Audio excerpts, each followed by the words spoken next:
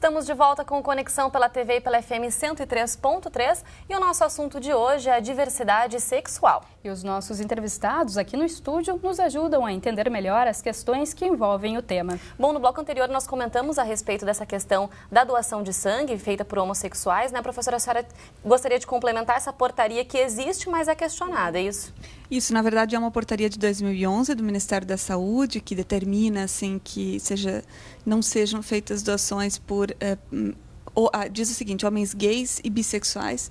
E o entendimento, inclusive por parte da OAB, é no sentido de questionar a própria constitucionalidade, ou seja, é ilegal essa portaria por uma questão discriminatória, ou seja, na verdade ela é uma portaria pautada numa perspectiva muito retrógrada de que é um grupo de risco e parte do pressuposto, então, que eles não podem fazer doação.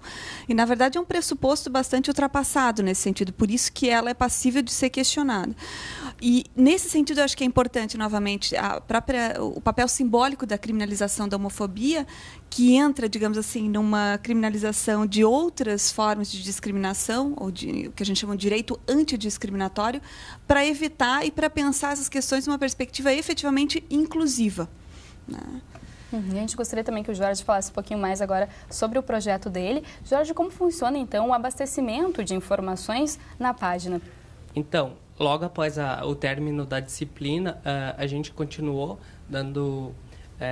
abastecendo com informações e com outros trabalhos, matérias que eram feitas em outras disciplinas, mas a falta de conciliação do grupo acabou a gente pausando por enquanto.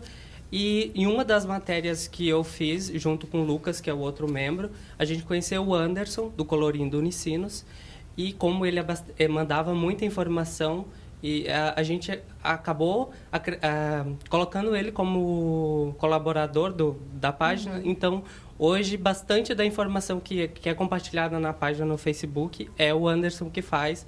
Os outros membros estão ocupados, ou a gente deu uma pausa, mas é uma coisa que a gente não quer deixar morrer, porque é muito importante dar continuidade a esse trabalho, já que não tem muita coisa na universidade. André, como é que você vê hoje a atuação da mídia, principalmente, a respeito de estimular esse debate realmente dos direitos, né, dos homossexuais, enfim, até da questão do casamento homoafetivo? Como é que você vê essas questões? A mídia é sempre um problema e talvez uma parte da solução, né? Eu acho que a gente tem um problema em geral com relação à mídia no Brasil, que é a democratização dos meios, que é um outro assunto. Mas a gente vê nos grandes meios e nos grandes grupos ainda abordagens bastante questionáveis sobre essas temáticas, mas, ao mesmo tempo, aqui e ali, alguns exemplos e algumas iniciativas que fazem com que a população reflita sobre esse tema, né? A própria ideia da parada da diversidade sexual, ela tem muito essa ideia de trazer o tema para que a sociedade reflita, dá visibilidade para essas questões, porque um dos grandes problemas e uma das grandes dificuldades é que essas questões ficam todas invisibilizadas e, de uma certa forma, as pessoas acham que não tem nada a ver com elas e que são questões que não necessariamente deveriam ocupar o poder público ou a sociedade como um todo. Então, eu acho que esse é o papel da mídia. É importante, é fundamental no sentido de dar visibilidade para essa discussão e atualizar também, porque a gente tem já uma longa caminhada enquanto movimento social, enquanto pesquisa acadêmica, nesses assuntos, inclusive com conceitos novos e com perspectivas novas, que são importantes que sejam divulgadas e também visibilizadas pelos meios de comunicação.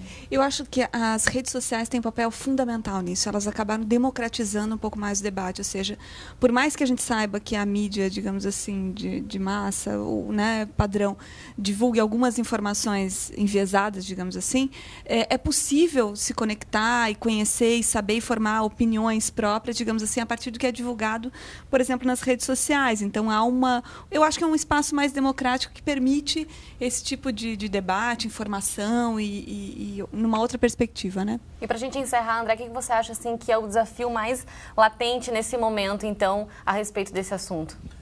Depende aonde. Nas Nações Unidas é incluir a orientação sexual e identidade de gênero dentro da Declaração Universal dos Direitos Humanos Isso passa também por modificar a Constituição, especialmente no artigo 5º, essa é uma das pautas, também inclui orientação sexual e identidade de gênero, criminalizar a homofobia, criar políticas públicas eficazes e eficientes, tanto de promoção da cidadania quanto combate à violência. E aqui em São Leopoldo, eu diria que no Rio Grande do Sul, a gente hoje tem reconhecido pelo governo estadual a questão do uso do nome social e a carteira de identidade com o nome social para travestis e transexuais. E eu acho que aqui em São Leopoldo a gente também precisa de uma lei municipal que garanta o uso, que reconheça o uso desse documento. Ele pode ser feito aqui em São Leopoldo, na delegacia, mas que ele seja reconhecido através de lei pelo poder público municipal. E seguindo, a gente acha importante a adesão ao Sistema Nacional LGBT, que foi criado pelo governo federal, a implementação da Lei 6010 e a continuidade do trabalho que já vem sendo desenvolvido há alguns anos com relação de novo, a promoção da cidadania e o enfrentamento à homofobia aqui na cidade. A gente vê que muita conquista já foi realizada, mas tem muito caminho pela frente realmente, né? Bom, para quem quiser também conhecer o trabalho do Jorge, né, pode entrar no facebook.com/Deupinta. É verdade. Bom, muito obrigada pela participação de vocês, pelas informações e até a próxima. Obrigada. Obrigada. A seguir tem uma entrevista sobre um prêmio recebido por uma professora aqui da universidade. Nós já voltamos, não saia daí.